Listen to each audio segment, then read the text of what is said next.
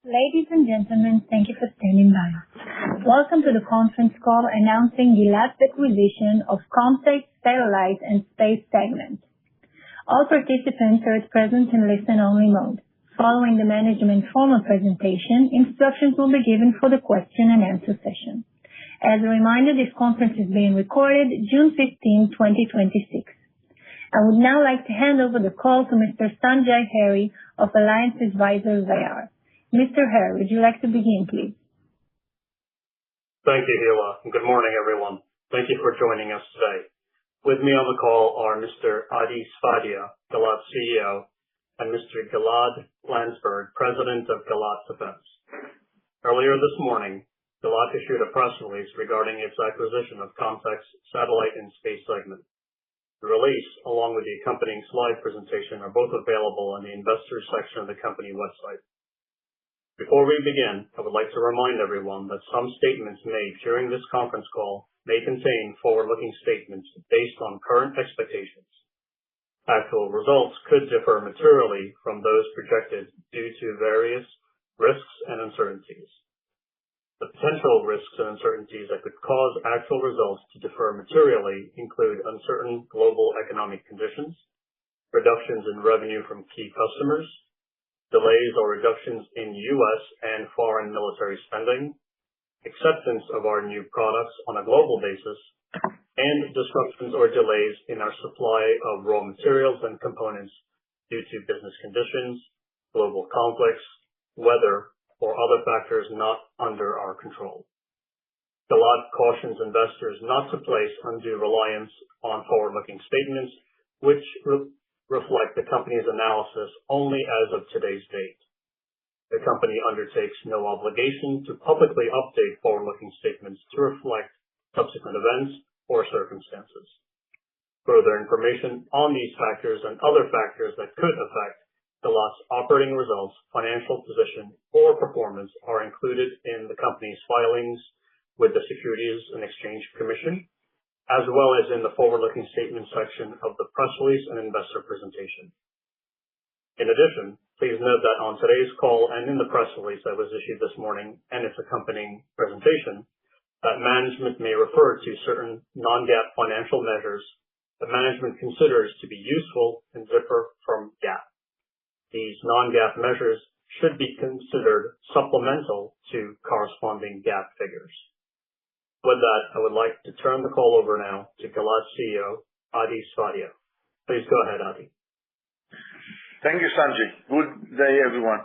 I would like to thank you for joining our call today to discuss the acquisition of most of Comtech Satellite and Space Communications segment announced earlier today.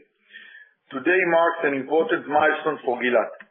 This transaction accelerates our transformation into a global leader in mission-critical defense, space, and satellite communications. By combining decades of technology leadership, strong customer relationship, and complementary capabilities, we are creating a stronger and more diversified company positioned for the next phase of growth. Before we begin, please note that some of our statements are forward-looking and subject to risks and uncertainties as outlined in our filings. On today's call, I will walk through the key highlights of the acquisition, the market opportunity, and how Comtech Satellite and Space Communications segment fits into our strategy. I will then cover the financials and conclude with a summary before opening for questions. We believe the acquisition is a game-changing transaction that reshapes our position in the defense SATCOM market, capabilities on growing market opportunities, and bring together two proven SATCOM leaders to shape a stronger future. The additive transaction elevates Gilat to a new tier, building it into an even stronger leading provider of advanced defense SATCOM, mission-critical communication, and space solutions. At the core of this move is the doubling of our Gilat defense business, significantly expanding our access to the U.S. Department of War and allied military programs.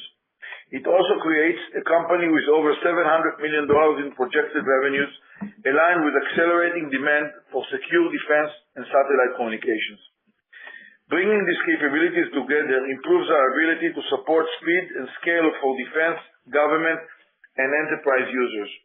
In addition, it significantly expands our U.S. presence, including engineering capabilities and manufacturing footprint. The addition of troposcatter beyond line of sight communication and space electronic portfolio extend our reach into adjacent markets with an estimated new addressable market of $500 million per year.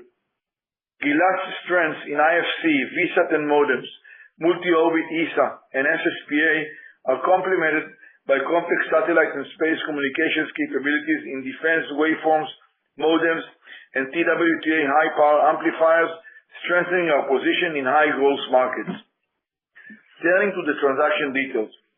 Gilat will acquire most of Comtech's satellite and space communication segment business and assets for $157.5 million in cash, funded from our existing resources, a strong balance sheet with approximately $170 million in net cash.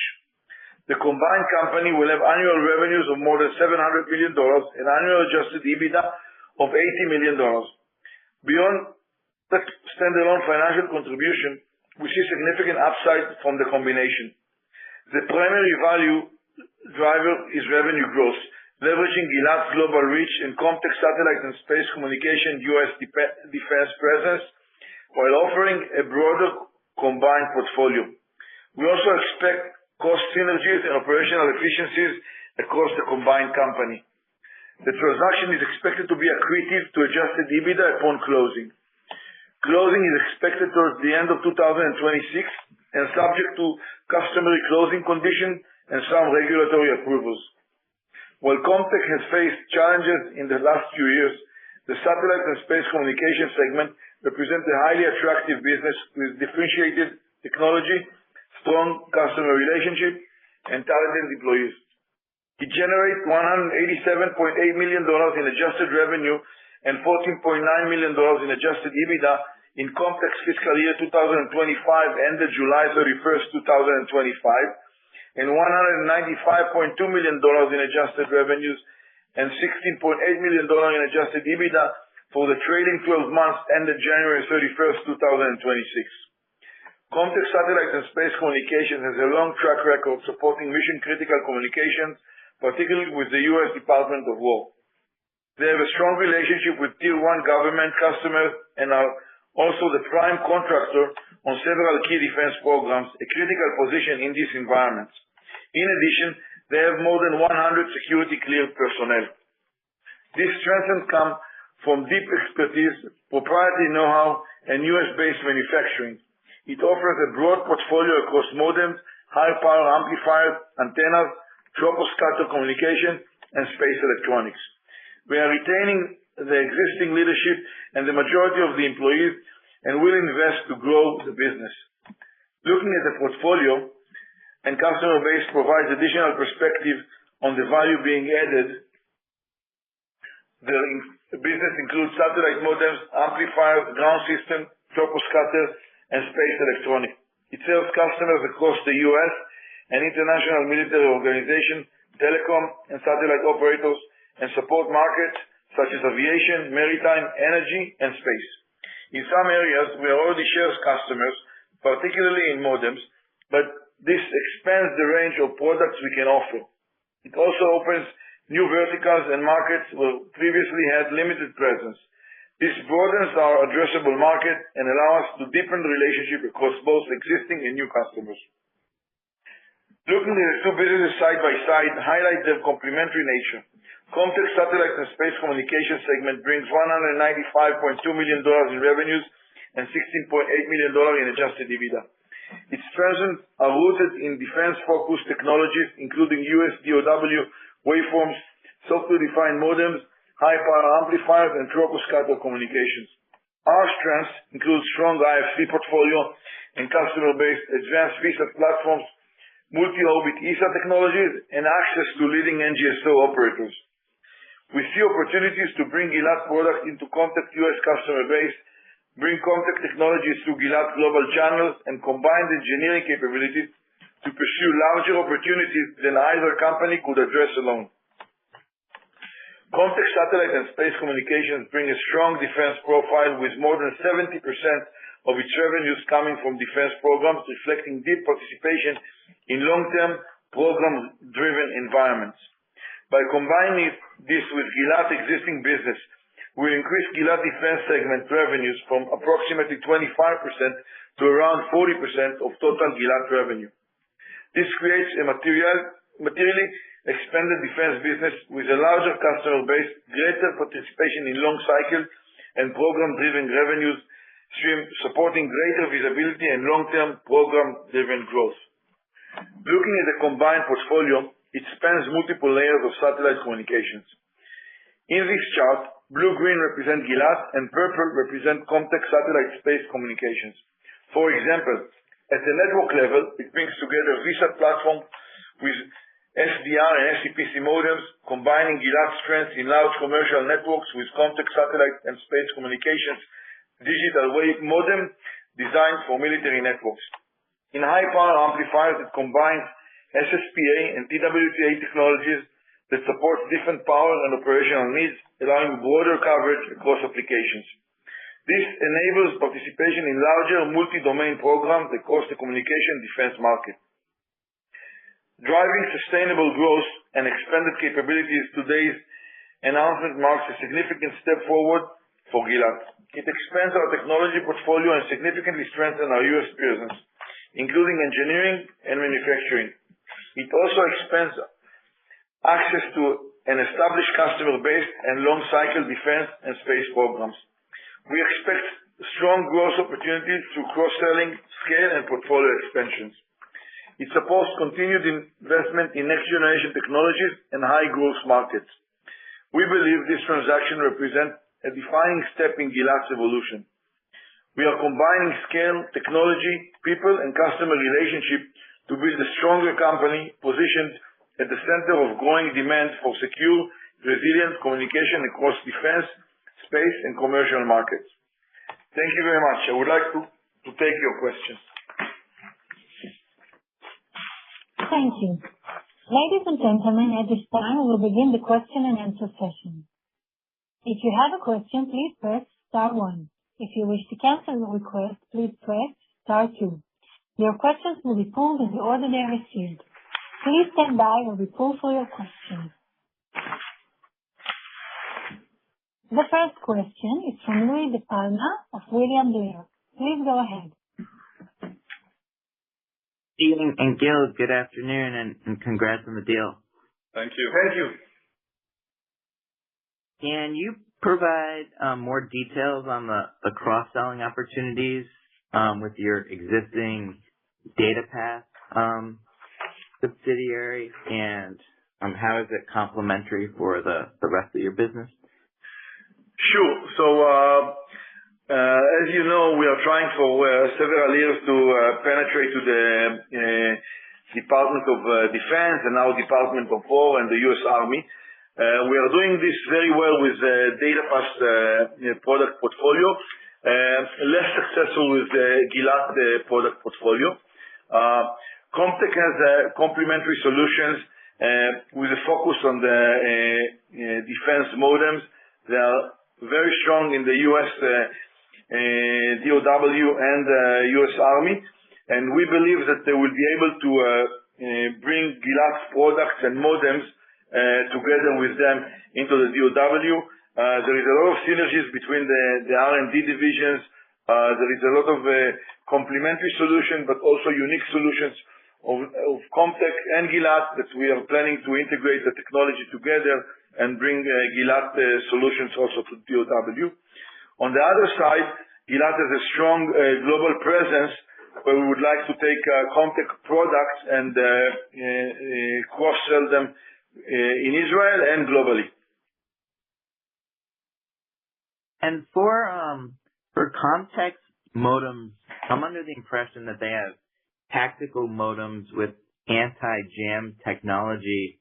Will you be able to export that modem technology and sell it to your existing base of customers, or are there export restrictions? Comtech has several different modems. Some of them are as they are ITAR regulated and will need the relevant approval in order to sell them globally. We will work hand in hand with Comtech people and the regulator to make sure that we get the right certifications in order to sell them. This is the same process Comtech is doing today, but with significantly lesser global presence. By the way, our modems from Israeli perspective also has some kind of export regulation, and we are working hand in hand with the Israeli regulator in order to sell our products globally. And can you provide more detail on the differences between the modem product portfolios that both companies have? I think that the main difference is that Comtech's solution is mainly SCPC based. They also have their TDMA solution for very small networks, which is complementary to our TDMA large network solution, the SkyEdge 4. They have several U.S. Army dedicated waveforms, which we don't have access to today. I guess that Comtech modem business will sit under the proxy agreement, same as we have with DataPath today. Great. And one final one. If I recall, I believe right before COVID, Comtech tried to acquire Gilat, or you, and they reached an agreement. Can you provide an overview of the history in terms of working together between both companies and how it appears that the strategic rationale for a merger made sense 6 years ago? And can you discuss how the current timing is right for the merger to take place again? Yeah, of course. I think it's an excellent question, and we expected such a question because this is what everyone asked us from we announced the acquisition a few hours ago. So not a lot of people in Comtech stayed from back then, from 2020, when they signed an agreement to acquire Gilat. I was there, and the prior process reflected a long-standing strategic alignment between the companies. The fact that it didn't proceed mainly relates to the fact of the COVID-19 pandemic, the outbreak, which resulted in significant decline in Comtech stock and their inability to raise the required financing. They decided to walk away from the deal and had to pay $70 million penalty, which we later distribute as dividend to Gilat shareholders. I think that the strategic rationale between the companies were relevant then and even more stronger today. I think it reflects our strategy to expand into the U.S. defense market, and there is a lot of overlapping, a lot of complementary solutions. We received, together with the acquisition, several solutions that will bring us to adjacent markets like space electronics and troposcatter beyond line of sight communication, which we see a very nice potential for future growth. And I think that the fact that most of Comtech management wasn't there back then, the relationship are very good, and we really waiting for the closing and the integration to start.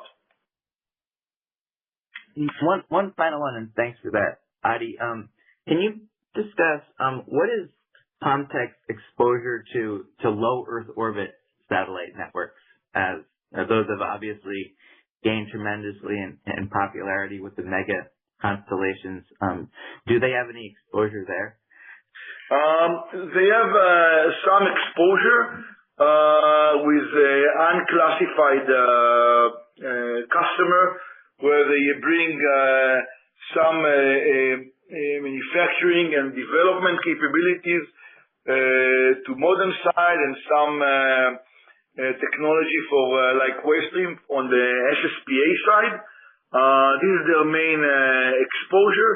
Of course, it's one of their main objective to penetrate to a large LEO constellation program. And I think that together with Gilat, we have advanced technology and much larger opportunities to work with. Fantastic. Thanks, Adi and Gil. Thank you, Louis. That's it for me. The next question is from Ryan Coons of Needham & Company. Please go ahead. Hi, guys. Congrats on the deal. Maybe double-click on the customer angle here. Sounds like obviously lots of defense exposure, but can you maybe help us understand the types of programs or groups within the DoD that Comtech brings you that you don't have today, and where you might have some customer overlap? Yeah, I think that the main customer overlap is on the SES side, SES Space and Defense. I think this is the main overlap, and there are some smaller customers that we both approach today. I think that the main program that they are working, they are part of the EDIM waveform with the DOW. They work with the large tier 1 US integrator like L3, and they have some unclassified, undisclosed program with the DoD. That's helpful. And how about on the commercial side, Adi? What sort of what's that customer profile look like? On the commercial side, since they're focused on the SCPC side, so they are going mainly to trunking and large cellular backhaul sites. On the other hand, they acquired in 2020, I think, around the time that they signed an agreement with Gilat back then, they acquired a company and they have a product that they called Elevate, which is their main focus is mesh technology, TDMA, for small networks, mainly to utilities, energy, but also small defense organization globally. That's helpful. Maybe one last one. Just any rough idea of the headcount you're going to pick up? Again, sorry? Headcount of the acquired. Slightly below 500 people. So all in all, we will be around 700 employees. 1,700. So 1,700 employees.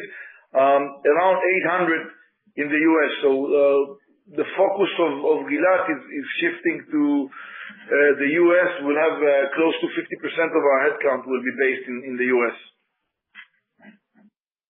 That's great. That's all I got. Thank you. Thank you, Ryan. The next question is from Chris Quilty of Quilty Analytics. Please go ahead. Thanks, gentlemen. Congratulations on the deal. Maybe an unfair question, but you're picking up some new product lines. I think you mentioned troposcatter and space electronics, but is there a particular product or perhaps a market or customer activity that has you most excited about the opportunity in terms of synergies? I think that first of all, we are very excited from the overall opportunity. I think that the rationale of combining the two companies is very obvious, and there are a lot of synergies between the companies, but the main focus is to grow the business. Comtech suffered from several years of financial distress. They went through several rounds of reduction in force, and haven't had the capacity to invest. We are there to grow the business. We are going to invest in sales and marketing and in R&D, and we want to grow the business. The main reason we did this deal is in order to get a significant leg in the DOW in satellite modems communication. I think Comtech has a significant leg over there, and we really believe that we have a lot to contribute in terms of technology, in terms of ability to finance projects that Comtech couldn't do today. And we are also excited to enter into a new adjacent market like the space electronics and troposcatter. Great. And Gil, I mean, it's fair to assume they've probably underinvested, in R&D and some other areas. What should we expect in terms of sort of the blended investment rate in R&D, or perhaps in OpEx in general? So we expect that we'll have to do some investments probably within the first 2 years, mainly in R&D and in sales, in order to secure future growth and in order to integrate between the companies. We do not expect these amounts to be too high, but probably in the low teens within the next 2 years. I would say that most of Comtech investment in R&D today is mainly on subsidized projects. So it's mainly part of cost in developing unique products or features to customers' demand, and less on a roadmap investment. We do intend to increase the roadmap investment. We think that there is a lot of opportunity, but I think generally it's fair to say that we'll keep the ratios that Gilat has today. Very good. And, obviously you're picking up a lot of manufacturing capability, and they have some unique, sites in Chandler and whatnot. Are there any opportunities to, either add to or bring together some of the manufacturing? And when you look at, sourcing and, supply chain issues, is that going to be a challenge, or are there opportunities there? I think it's a combination of challenge and big opportunity. Comtech took a decision to evaluate each and every product if to make or buy internally. They have a very progressed manufacturing facility in Arizona. Gilat most of our equipment is manufactured in outsourcing beside SSPAs. I think there is a lot of room for cooperation. We'll be able to produce a modem within the U.S., Gilat modems, which will give us some credits with the DOW that today with America First wants everything to be manufactured in the U.S. So I think that there is a lot of synergy potential, but we'll take it step by step and see what makes sense to do in-house and what makes sense to outsource. Great. Back to Gil. I mean, you used most of your cash on the balance sheet for the acquisition. Any changes, credit facilities or whatnot you need to put in place to have a little more financial strength? Yes. So as of the end of Q1, we had approximately $170 million of cash, net cash, almost zero debt. So we're planning to use that and to have some cash reserves through reestablished lines of credit to support some midterm working capital needs that we might have. Gotcha. And final question, I mean, since you already have a proxy in place. I wouldn't expect there's any huge CFIUS issues here, but what is the timeline on getting a response back? So, we received CFIUS approval twice in the last 3 years. So, we do expect a regular process here. Usually it take 3 to 6 months. The CFIUS process, in the last 2 times it was closer to 6 months. So this is what we expect today. We also need to get the approval from the HSR, which should take a few months as well. So we do believe that closing will be towards the end of the year. Very good. Thank you, gentlemen. Thank you, Chris. The next question is from Gunther Carlier of Discovery Group. Please go ahead. Yes, good morning. Congratulations. One question. Which division of Gilat will this Comtech business be incorporated into? The main division that will capture Comtech business will be the Gilat Defense division. There is a lot of similarity, sharing locations, but we are requiring not just a full segment, rather it's a group of companies and business units and operation within the Comtech business. And after we'll pass CFIUS, we will need to decide together with the DCSA what goes into a proxy and what is not a proxy. So I also see some of the businesses is also going to the commercial. For example, the enterprise modem that is developed and headquartered in Canada. Right. Thank you. In other words, you eventually plan to have it incorporated into a new division. I think I heard you say in Canada. No, I said Comtech has activity in Canada. They elevate a small network VSAT platform, and this is more of a commercial in nature. So, the final organization will be decided before closing, but this is something that's more similar to the commercial.